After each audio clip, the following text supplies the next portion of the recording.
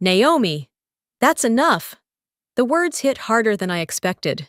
They didn't come from a client or a competitor, but from my own vice president, Graham Voss. Standing at the head of the glass-walled conference room, his voice carried just enough arrogance to sound professional in front of investors. "This is my presentation," he added, pausing for dramatic effect. "Let's not confuse the board with too many technical details." Laughter polite. Hollow echoed around the table. I felt my throat tighten. My notes, color-coded and double-checked, suddenly looked meaningless. The model on the screen, my model, was being oversimplified to a cartoon version of months of real analysis. "Of course," I managed to say, my tone neutral. "Please, continue." But Graham wasn't satisfied with silence. "Actually, Naomi," he said, gesturing toward the door. "Why don't you take a breather? You've done plenty already." He smiled, the kind of smile that doesn't reach the eyes, the kind executives wear when they want to make humiliation look like teamwork. I stood up, gathered my laptop, and walked out without a word. The door clicked shut behind me, but the sound rang like a gunshot. Through the frosted glass, I could still see the blurred silhouettes of investors leaning in as Graham spoke. His voice grew animated, confident, full of charm. It was the same pitch I had spent 6 months building, only now it was his story. I took a slow breath and walked down the corridor, forcing my steps to sound steady. I had built that deal from scratch. As lead financial architect, I was the one who designed the yield prediction system, the same one that caught Hendricks Capital's attention. 6 months of sleepless nights, 37 data iterations, and 400 simulation reports, each one fine-tuned to the smallest decimal. Without my model, there wouldn't be a pitch today. Still, in less than 5 minutes, Graham had erased my name from the room. I reached the end of the hallway and leaned against the marble wall, the pulse in my neck pounding. I wasn't angry, at least not in the loud, physical way anger usually comes. This was quieter, heavier, the kind of anger that settles in your chest and burns slow. I stared at the city skyline outside the window, trying to breathe it out. That's when I heard it, the faint clatter of a projector cart hitting a doorframe. "Damn thing," a voice muttered, at the far end of the hall. An older man was crouched beside a presentation stand, fumbling with cables. His tie was crooked, his tablet frozen on the setup screen. "Need a hand?" I asked. He looked up, startled, then smiled. "If you can make this display behave, I'll owe you a coffee." Within a minute, I'd fixed the connection, restarted his device, and restored the presentation feed. He studied me for a moment. "Thoughtful, efficient," he said quietly. "Vector's lucky to have you." I laughed under my breath. You'd be surprised. I didn't know it then, but the man with the crooked tie and calm eyes was Daniel Ellis, the founder and real CEO of Hendricks Capital. And that small favor I'd just done in the hallway was about to change everything. It had been 6 months since the merger project began. 6 months of calculations, recalibrations, and revisions. I still remembered when I was the one presenting in front of investors before Graham Voss joined Vector Analytics. Back then, people actually looked at me when I spoke. That changed the week he arrived. Graham didn't waste time establishing dominance. He didn't shout or threaten. He simply smiled the way people do when they already assume they'll win. He started sitting at the head of the table during strategy meetings. Then he took over the email chains. A week later, he told me, "You're too valuable to risk on stage. I need you in the background where you can't be interrupted." I said nothing, because at the time, I believed him. But the further I retreated behind the data, the more I felt myself disappearing. Every presentation became his presentation, my slides his voice, my forecasts his headlines. He began accepting interviews about the vector model, using the same phrasing I'd written in my white papers. I'd watch him on Bloomberg or CNBC, describing his predictive yield algorithm, while I sat under fluorescent light correcting his math mistakes before the next day's review. He thrived on the spotlight. I drowned in it from the shadows. By the 3rd month, I'd forgotten what a full night's sleep felt like. My apartment had become a storage unit for unopened mail and energy drink cans. I kept a blanket under my desk. I told myself it was temporary, that when the merger closed, the truth would surface. But truth in corporate life doesn't surface by itself. It has to be pulled up, clawed out, and sometimes protected. One Friday night, around 2:00 a.m., I logged into the shared drive to finalize the financial model for Hendrix Capital's upcoming pitch. Graham had uploaded the final pitch deck hours earlier and marked it approved. I opened it, half out of habit, half out of dread, and there it was. 4 of the risk exposure charts were missing, the ones showing volatility curves, failure margins, and worst-case return scenarios. They weren't just omitted. The formulas had been replaced with static placeholder graphics, colored green to suggest stability. He'd made the model look perfect, unrealistically perfect. I stared at the screen, pulse tightening in my throat. He was selling a fantasy, a version of the project that could collapse the minute Hendrix audited our back-end files. My first instinct was disbelief. Maybe it was a mistake. Maybe he'd uploaded the wrong draft. But when I checked the file's metadata, my stomach dropped. It had been edited manually by Graham Voss. Time-stamped 11:47 p.m. I leaned back in my chair and rubbed my eyes, fighting the heaviness. 6 months of work, and he'd stripped out the honesty that made it worth anything. For a long time, I just sat there, watching the cursor blink on the screen. Then I took out a flash drive from my drawer, small, silver, with a hairline scratch near the edge. My insurance policy. I copied the entire folder, the original projections, the audit trails, the full dataset, every uncomfortable truth. Then I disconnected it and slipped the drive into my wallet. As I zipped up my laptop bag, a strange calm settled over me. I didn't know what would happen next, whether Hendrix would sign, or whether Graham's lie would collapse before it reached them. But I knew one thing for sure: if this deal exploded, I wanted the fuse to be made of facts. I whispered it aloud, just to make it real. If everything blows up, at least I'll have the truth. And with that, I shut off the lights and left the office quietly, like someone who had just buried a secret that could end everything. I don't remember how long I stood outside that conference room door. Minutes, maybe an hour. Long enough for my pulse to slow, but not long enough for the sting to fade. When I finally walked toward the lobby, the hallway smelled faintly of stale coffee and carpet cleaner, an aftertaste of corporate success. Downstairs, the main atrium of the Marriott Conference Center buzzed with the usual chaos of overlapping meetings, rolling projector carts, half-eaten catering trays, a few interns arguing quietly over HDMI cables. It was a perfect place to disappear for a while, so I found a quiet corner near the escalators and tried to steady my breathing. I was still rehearsing what I should have said to Graham when I noticed an older man crouched near a projector stand, clearly losing a battle with the equipment. His tie was crooked, his jacket slung over a chair, and his tablet kept flashing a connection error screen. He muttered something under his breath, something polite, but irritated. I hesitated for a second, then walked over. "Need a hand?" He looked up, surprised, then smiled in the tired way people do when they've been fighting with technology longer than they'd admit. "If you can make this thing behave, I'll owe you a coffee." I knelt beside him, careful not to wrinkle my skirt, and studied the setup. The HDMI port was loose, the adapter too old for the tablet's firmware. I swapped cables, restarted the projector, and adjusted the input manually. Within a minute, the logo of Hendrix Capital appeared on the wall. "There," I said, standing up.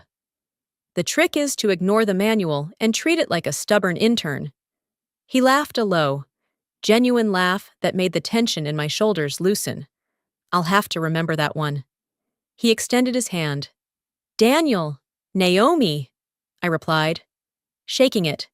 His grip was steady, but there was something observant in the way he looked at me, like he was studying not what I said, but how I carried silence. He glanced toward the projector again. "You work with Vector, right?" I froze for half a second before answering. "Yes. We're handling the analytics portion of the merger proposal." "Ah, he said, nodding slowly. I heard the presentation upstairs was eventful. The words stung a little more than I expected. That's one way to put it. He didn't pry, and somehow that made the moment more human. He just leaned against the table, arms crossed, thoughtful.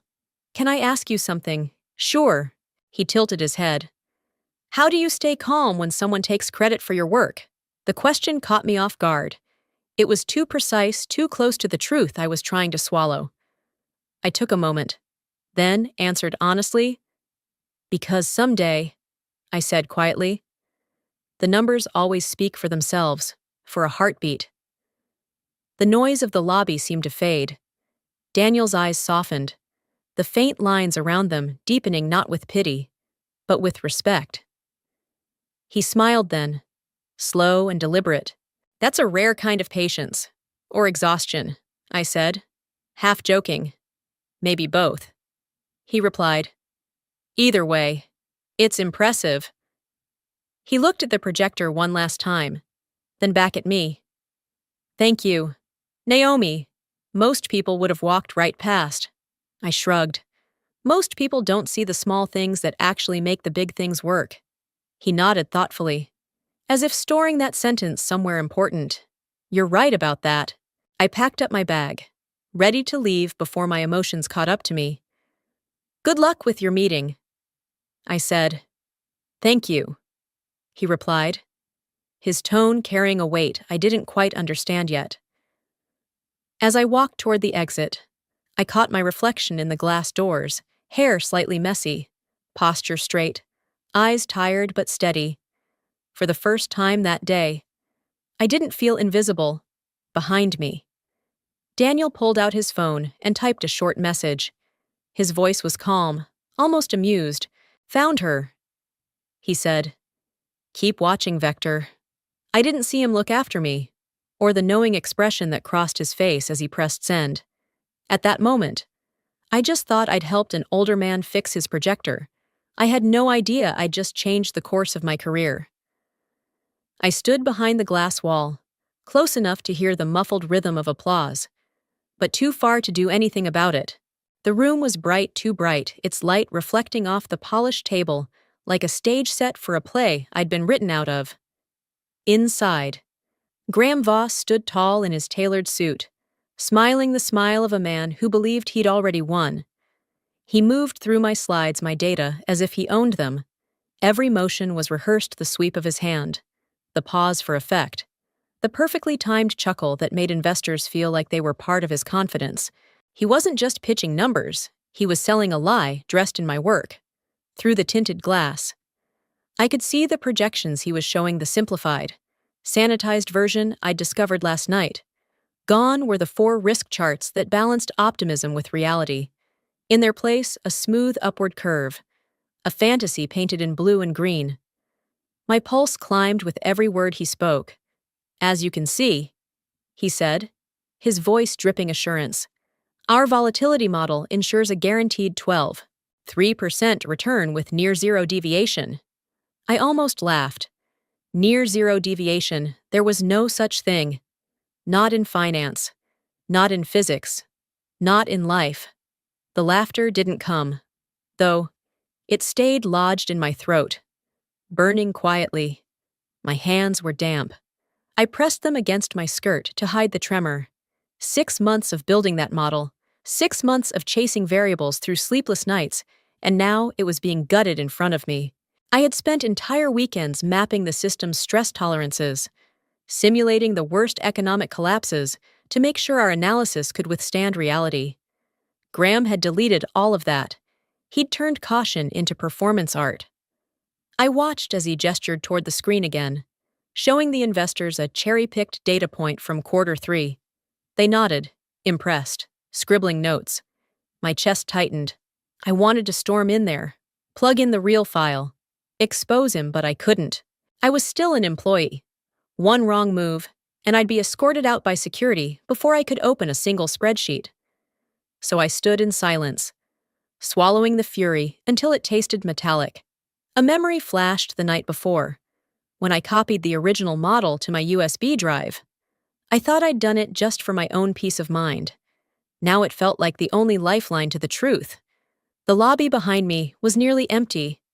A few assistants carried water pitchers and whispered updates into earpieces. The world kept moving, oblivious. Then, suddenly, my phone buzzed. At first, I ignored it, another pointless company notification. I thought, but the preview line caught my eye.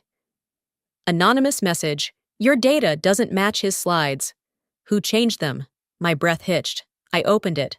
No sender name, no signature, just a single line.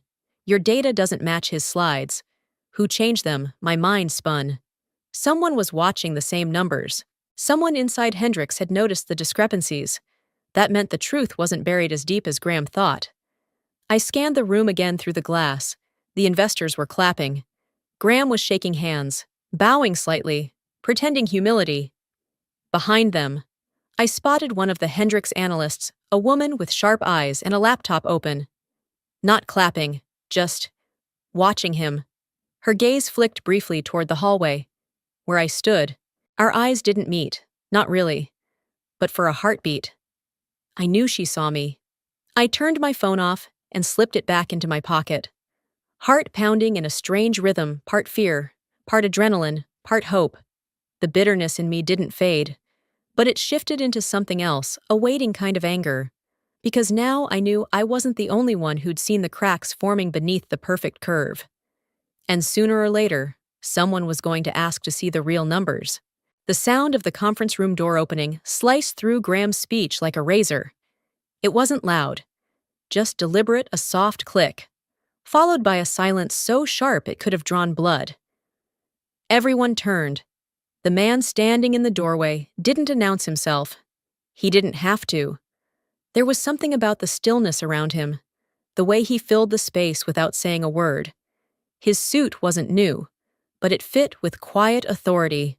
His eyes, calm but unblinking, scanned the room as if he'd been here the whole time, simply waiting for everyone else to notice. "Mr. Voss," he said at last, his tone even, steady, and devastatingly composed. "You're in my seat." Graham froze. His polished confidence cracked. "Just slightly. I'm sorry, and you are?" The man stepped forward, unhurried. He placed a leather folder on the table. The embossed letters gleamed Hendrix Capital, Daniel Ellis. He said, "Founder and majority shareholder." The silence that followed didn't just hang, it expanded, filling every corner of the room. A couple of assistants shifted uncomfortably. One of the investors coughed. The air itself felt heavier. Graham blinked twice, then forced a laugh that sounded painfully human. "Of course, Mr. Ellis. We weren't expecting you weren't supposed to," Ellis interrupted, his voice cutting through without raising a decibel. "I like to see how people behave when they think I'm not watching." The color drained from Graham's face. He glanced at the Hendrix team across the table. None of them looked surprised. That's when it hit me they'd known. They'd let the farce play out, just to see what would surface. I stood outside the glass wall, every nerve in my body on alert. My first instinct was disbelief. This couldn't be real. The man from the lobby, the one I'd helped with the projector, was him. He turned his head slightly, and for the first time, his eyes met mine through the glass. Recognition flickered there, not surprise, but something deeper. He held my gaze for half a heartbeat, then spoke again, this time directly to the room. "Ms. Carter," he said, clear and calm, "would you rejoin us?" Please, for a moment. I couldn't move. Every muscle felt locked in place. Behind the door, I could see Graham's jaw tighten as all eyes turned toward me. Ellis waited patiently, hands folded. "You built this model," he said, not as a question, but as a fact. "You should be here to explain it." I took a slow breath, pushed open the door, and stepped inside.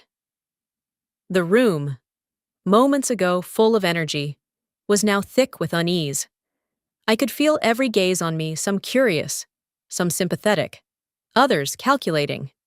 Graham forced a smile that didn't reach his eyes. "Mr. Ellis, I think we've already covered most of the technical details. Then this should be quick, Ellis replied, turning toward me. Ms. Carter, please continue where you were interrupted. I didn't glance at Graham. I didn't need to. My palms still trembled slightly, but the fear that had followed me all morning was giving way to something colder, steadier. Vindication doesn't rush, it rises, quiet and unstoppable, like water finding cracks in stone. I opened my laptop and connected it to the projector. The real dataset blinked to life, line by line, the kind of data that couldn't lie, even if you wanted it to. Ellis watched, expression unreadable. Graham fidgeted in his seat. I spoke evenly, walking through the system's structure, the risk curves, the predictive variables. Every word was a stitch in a wound I hadn't realized was bleeding. When I finished, the room stayed silent. Then Ellis nodded once. Thank you, Ms. Carter. He turned back to Graham, his tone still polite but sharp enough to cut glass. Next time, Mr. Voss, I suggest you verify your numbers before you sell them. Graham's lips parted, but no sound came out. The quiet that followed was the kind that ends careers. Ellis gathered his papers and looked at me once more. Stay close, Ms. Carter. We're not finished yet. As I stepped back toward the corner of the room, a strange calm washed over me.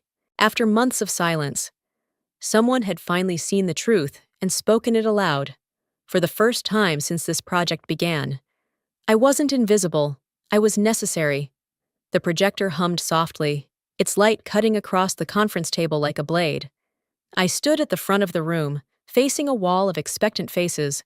For a moment, I could hear only my own breathing steady, deliberate, rehearsed 1,000 times in silence.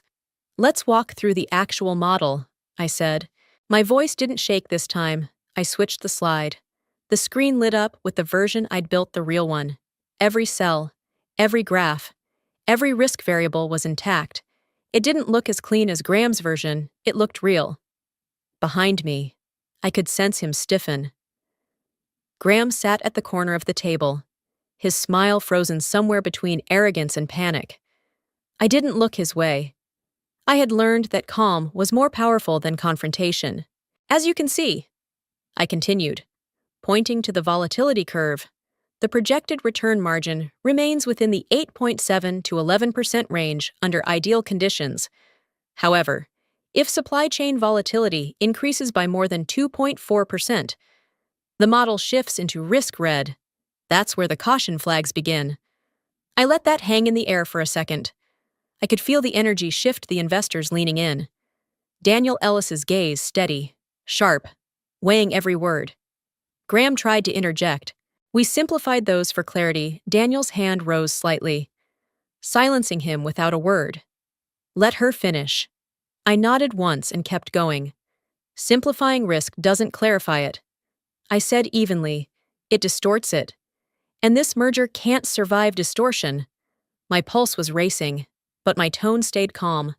Controlled confidence, the kind that doesn't demand attention, but commands it. When I reached the final slide, I paused. This, I said, gesturing toward the full chart, is what we should have shown you, the unedited truth. The system can succeed, but not without transparency. The silence that followed was heavier than any applause could have been. Daniel leaned back slightly in his chair. Can we verify this data live? Of course, I said. He gestured to one of his analysts, who connected remotely to Hendrix's secure servers. Within seconds, numbers began to populate the screen, one by one. Each figure matched mine, down to the decimal. All of it, the analyst confirmed. Matches exactly. Daniel looked from the data to me, then to Graham. Mr. Voss, would you mind explaining why the figures we received earlier do not match this version? Graham's voice came out thinner than usual. That must be an old draft. Then why? Daniel interrupted. Does the file show 17 manual edits, all made between 1:46 p.m. and 2:03 a.m. this morning? A pin could have dropped in that room and sounded like thunder. He turned to his analyst again. Check the metadata. The analyst nodded, scrolling quickly, then looked up. Confirmed. Edits made from Mr. Voss's credentials at 2 a.m. Eastern Time. I didn't move. My chest tightened. But not from fear, something colder. Cleaner. Vindication. Quiet and exact. Daniel's gaze flicked to me. Ms. Carter, what were you doing at that time? I met his eyes.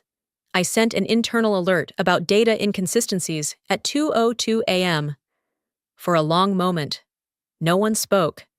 The realization rippled through the table like a quiet wave. Graham's hands clenched on the armrest, his composure finally cracking. Daniel exhaled, slow and deliberate. Then I think we know who was protecting this deal and who was compromising it. He closed the folder in front of him, the sound echoing like a gavel. Thank you, Ms. Carter. You may sit. I nodded and stepped back, my heart steady now. I didn't smile. I didn't need to. The numbers had spoken for me. As Daniel's team began murmuring among themselves, I looked at the screen one last time. 6 months of silence had finally found its voice calm, factual, undeniable, for the first time in a long while. I didn't feel small. I felt whole. The door closed behind Graham, with a muted click that seemed to echo longer than it should have. The sound didn't just end a meeting, it ended an illusion, for the first time in months. The conference room was quiet. I stood there for a moment, unsure whether to breathe or brace. The adrenaline still pulsed through my body, humming beneath the calm I was forcing onto my face. My hands, still trembling slightly, gripped the edge of the conference table until the tremor passed. The air smelled faintly of burnt coffee and projector heat, a strange mix of victory and exhaustion. Daniel Ellis remained seated at the head of the table. He was watching me, not in judgment, but with the kind of focus that makes you feel seen and tested at the same time. His expression was unreadable, somewhere between approval and caution. Ms. Carter, he said finally, his tone softer than before. Thank you for that. I nodded, unsure what to say. You deserved the truth. I managed. He leaned back slightly, his eyes never leaving mine. Truth, he said, almost to himself. A rare currency these days. Then, more directly, but this isn't over. Integrity always has a price. I wasn't sure how to respond, so I just held his gaze. I've already paid most of it, I said quietly. Something like a smile flickered at the edge of his mouth, there and gone in an instant. Not yet, he replied, standing. But you will. That's the nature of it. He gathered his notes, thanked the investors, and left the room with the same quiet authority he had entered with. The rest of the team followed him out, leaving me alone in the aftermath for a few seconds. I stood there staring at the frozen projection on the wall, the final chart from my presentation, glowing faintly in the darkened room. The line of truth, steady and imperfect, cutting through the smooth falsity that had nearly replaced it. I exhaled, long and shaky. Relief washed over me, but it wasn't clean. It came tangled with disbelief, with the ache of too many nights spent waiting for something to go wrong. I'd won something today, but I couldn't tell if it was victory or just survival. By the time I left the building, the evening had settled over Manhattan in shades of silver and orange. The city was alive in that indifferent way it always is: horns, headlights, hurried footsteps. I walked the few blocks to my apartment in silence, letting the noise swallow my thoughts. Inside, the apartment was as small and cluttered as I remembered it being before I stopped remembering it all. Papers covered the kitchen table. Empty coffee cups sat like artifacts of previous battles. The only light came from the computer monitor, still glowing in sleep mode. I kicked off my heels, tossed my blazer onto the chair, and opened the fridge. The shelves stared back, barren except for a half-eaten yogurt and a can of cold instant noodles. I grabbed the noodles, sat on the counter, and ate them straight from the can. It tasted like cardboard and relief, On the wall above my desk hung my old dry erase calendar. The red numbers were almost mocking now: 78 hours worked this week, 312 hours logged this month. I traced the numbers with my eyes until they blurred. And then, for the first time in days, I laughed. Not the kind of laugh that comes from humor, but the one that escapes when you realize how absurd survival can look. The sound startled me. When it faded, the quiet returned uneasy, familiar. I showered, changed into an old hoodie, and sat by the window watching the streetlights flicker. Somewhere below, a taxi honked twice. Impatient, I wondered if Graham was pacing in his office, already scheming a way back. People like him rarely vanish without a fight. I told myself not to think about it, that I'd done what was right. Still, as I closed my laptop and prepared to sleep, something inside me whispered that Daniel was right. Integrity does have a price, and it collects in installments. Morning came too early. My phone buzzed against the nightstand. Dragging me from half-sleep, I squinted at the screen. New email. Vector security notification subject. Unauthorized access attempt. Your account suspended. My breath caught, for a moment. I thought it was a glitch. Then I saw the timestamp: 3:14 a.m. While I was asleep. Someone had tried to erase me again. And just like that, the calm was gone. The HR office smelled of disinfectant and stale coffee. When Belinda said, "We need you to come in," it wasn't a request. I sat down, watching her type the formal language that always precedes trouble. "Naomi, there's an allegation of unauthorized access," she said, looking at her screen. "We need to investigate protocol breaches." The words landed like a hammer. My hands went cold. I had answers, metadata, timestamps, the USB copy, but my voice came out thin, back at my desk. The office felt different: whispers, sidelong glances, colleagues who suddenly remembered meetings. Fear pried at me, but anger burned hotter. Someone was trying to make me the story. I didn't wait for permission. I opened the emergency restore connection I had set up months ago, an access path the infra team assumed was for admins only, and cloned the server logs to a secure node. My fingers moved on autopilot mount. Grep. Filter. Hash. The logs were blunt instruments of truth. At first they looked intact. Then the pattern broke. Entries through 1:58 a.m. Then silence. Then a manual deletion at 2:13 a.m., tied to an authorized credential. My stomach dropped. The credential name was Graham Voss. For a moment, I sat very still. Fear hit like cold water. Had they scrubbed more than logs? Had whole datasets been wiped? But under the fear, a sharp anger focused me. People delete evidence to hide lies. I would not carry that lie. I traced the deletion event, pulled checksums, and reconstructed fragments from backups. File names reappeared. I had labeled in my own hand. Seeing them in pieces felt obscene and vindicating at once. Then my inbox pinged. An anonymous attachment. A prank, I thought. Until I opened it. Graham's voice filled the room. "If she talks, I'll bury her career. Make sure the server logs disappear. Make sure there's nothing left to prove she was right." He sounded clinical, practiced the voice of someone arranging ruin without blinking. I listened without trembling. I saved the file to 3 secure locations, checksummed it, and copied it to an encrypted drive I wore on a cord around my neck. Habit had taught me redundancy. I timestamped it and mirrored it off-site. For a second, a cold clarity settled. Not panic, not fury, strategy, evidence, backups, witnesses. I would arrange the facts so they could not be swallowed. I opened a secure channel and began reconstructing a timeline: the edits, the deleted keys, the metadata pointing to Graham's workstation. I cataloged witnesses' assistants who'd seen late-night uploads, analysts at Hendrix who'd asked awkward questions during the pitch, my own saved drafts. Each piece was a nail. Outside, the city kept moving: lights and cabs indifferent. Inside, I felt an odd mix of fear and defiance congeal into purpose. The file in my hand was a weapon and a promise. The logs were a map. They could suspend my account. They could smear me. They could, if they were ruthless, make the official record say I'd overstepped. But they couldn't unhear a recorded voice. They couldn't unmake checksums.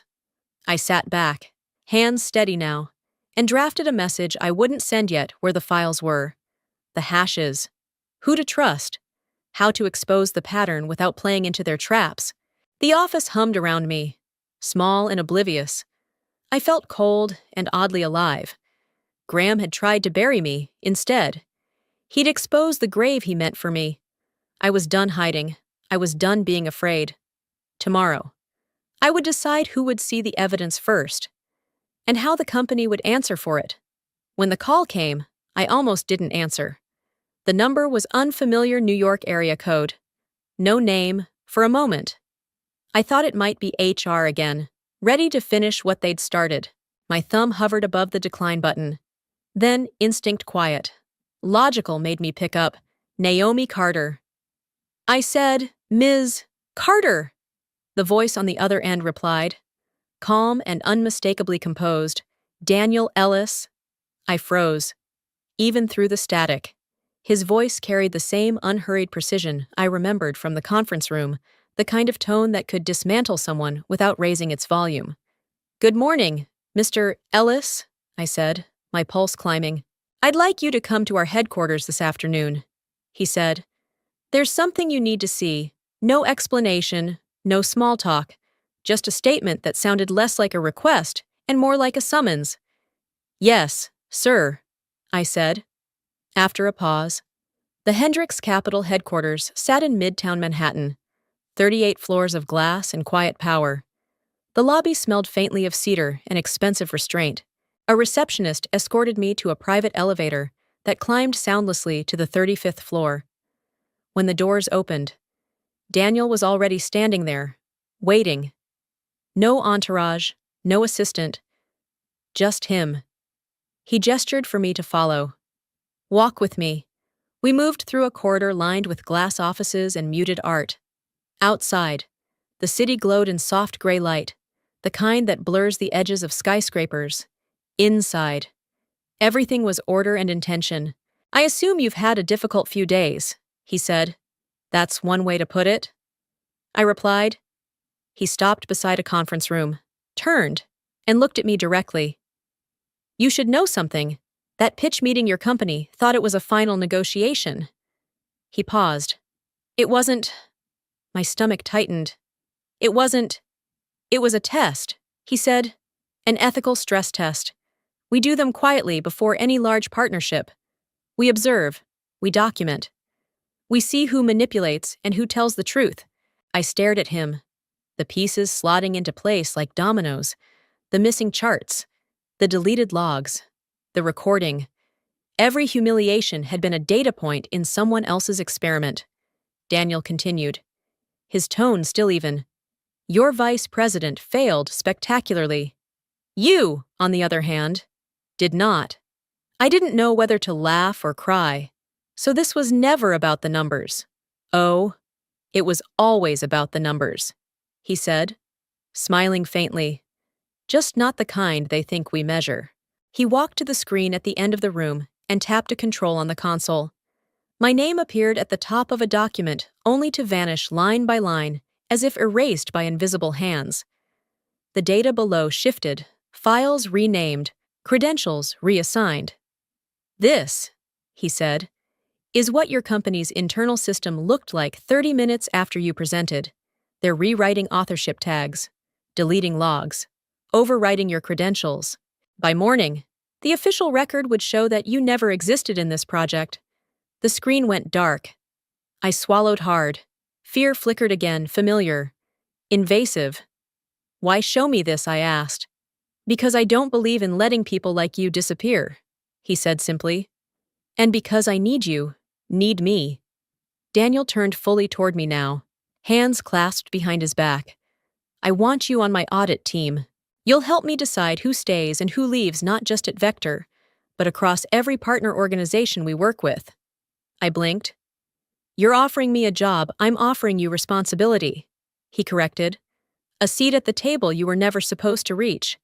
The words hit harder than any applause could have. Validation wrapped in gravity. For a moment, I couldn't find my voice. Finally, I said, "Why me?" "Because you told the truth when it cost you," he said. "And because you looked me in the eye while you did it." I didn't look away, for the first time in my career. I didn't shrink from power. I met it head on, steady, unflinching. "Then I'll do it," I said. Daniel nodded once. Satisfied? "Good. We start tomorrow."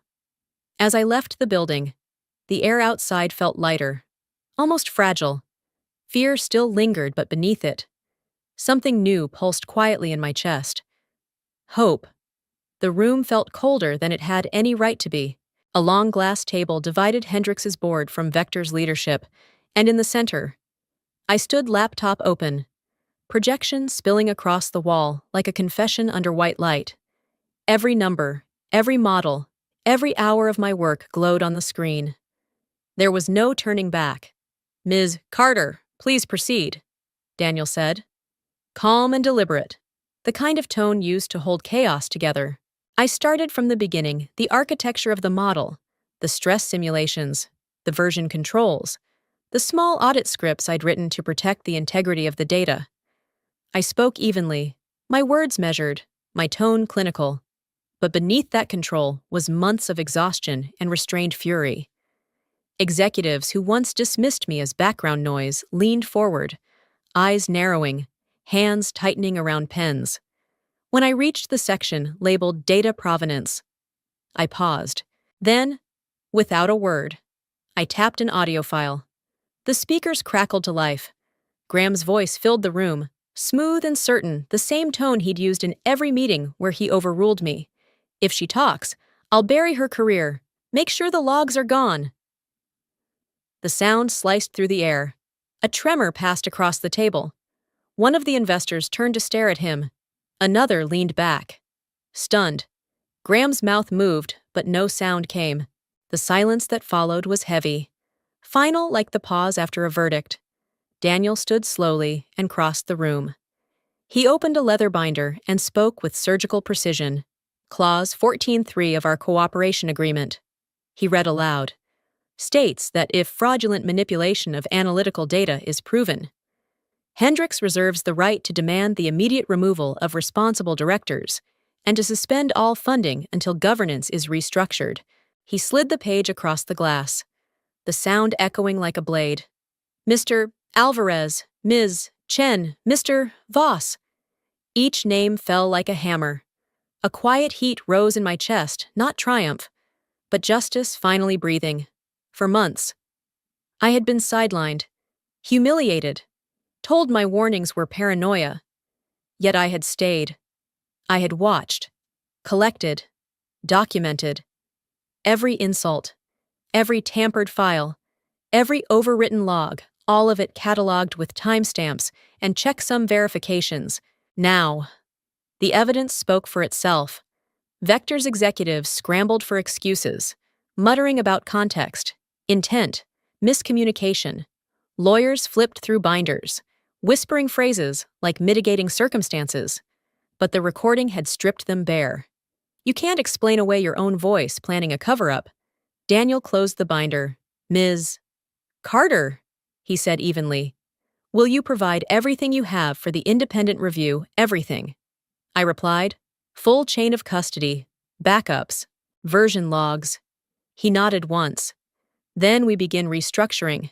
Integrity will guide it." For a moment, no one moved.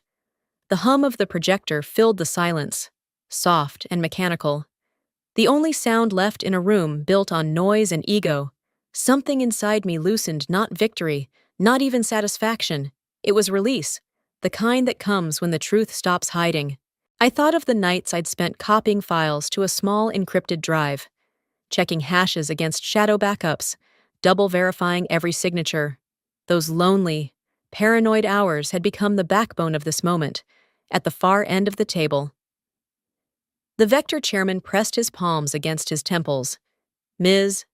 Chen stared down, unblinking. Alvarez whispered to no one, and Graham, once untouchable, sat frozen, eyes darting for allies who'd already looked away. Across from him, The Hendricks analysts exchanged quiet looks. The balance of power had shifted subtle, irreversible. I closed my laptop and let the silence breathe. Justice, I realized, wasn't loud or cinematic. It was procedural, methodical, mathematical. A series of verifiable truths lined up until denial had nowhere left to stand. Outside, the city moved on, unaware. But inside this room, a realignment had begun, not vengeance, not spectacle, but correction. For the first time in years, Vector's numbers would tell the truth, and so would I. The next morning, the office was unrecognizable. The glass walls that once shimmered with pride now reflected panic. HR moved in and out of executive suites with manila folders and tense smiles. Security badges were collected in silence, one after another, as the names that used to tower over the company's hierarchy vanished from door plates. Graham Voss was among the first to go. His dismissal wasn't loud. It was clinical. Daniel Ellis didn't even attend the meeting.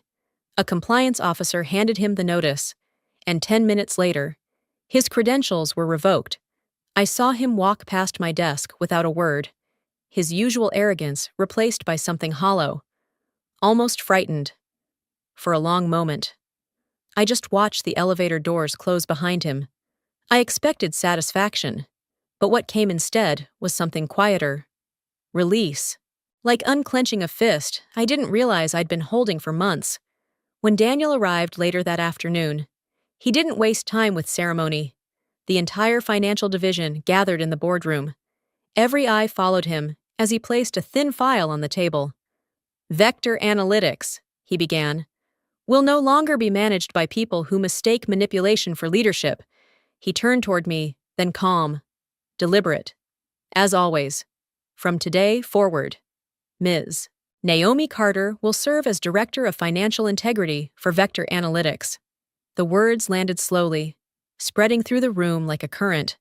My breath caught. I had prepared for every scenario: suspension, retaliation, even exile, but not this. Daniel wasn't finished. She will also assume an external role as financial advisor to Hendricks Capital, overseeing compliance and cross-audit structures. Whispers rippled through the crowd. Some faces showed relief, others disbelief. A few executives avoided my gaze entirely. I could feel the weight of what had just shifted how power, when it moved, always left debris behind. I stood, but I didn't smile. It didn't feel like a moment for celebration. Too many people had been hurt, too many truths buried, for this to be victory. So I said the only thing that felt right. Let the numbers speak again. Daniel's lips curved slightly. That's exactly what we intend to do. He nodded to the compliance officers at the back. They began distributing new documents, restructuring plans, code of conduct addendums, and financial transparency charts. Every page carried the same message: a reset. For years, Vector had thrived on illusion-perfect forecasts, padded profits, and the myth that ambition justified anything.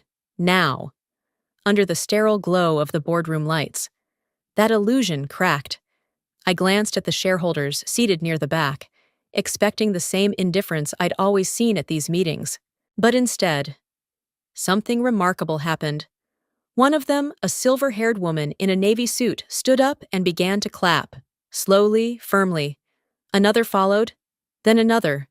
Within seconds, the entire shareholder section was standing. The applause built, steady and deliberate, echoing through the room like a heartbeat. No one at Vector had ever applauded inside this building. Not once. Not for bonuses, not for deals, not even for record profits. But they did now, not for triumph, but for truth. I felt the heat rise behind my eyes and forced it down. I wouldn't give emotion the power of spectacle. Instead, I took a slow breath and looked around the room at the team that had stayed, the people who believed that ethics wasn't a liability.